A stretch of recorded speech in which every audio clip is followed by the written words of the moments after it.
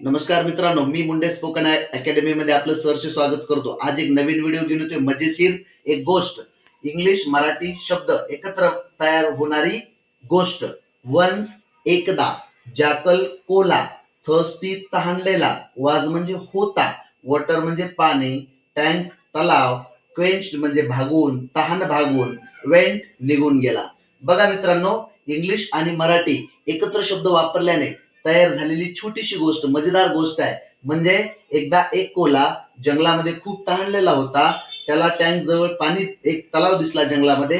तिथे तो पाणी प्यायला गेला आणि तिथे त्याने तहान भागून तो जंगलामध्ये निघून गेला. म्हणजे अशा प्रकारच्या नवनवीन गोष्टी, छोटे छोटे शब्द वापरून मजेशीर गोष्टी, आनंददायी गोष्टी शिकण्यासाठी माझं मुंडे स्पोकन अकॅडमी चॅनल तुम्ही सबस्क्राईब करा आणि लाईक करून शेअर करा. Thank you. Thank you so much.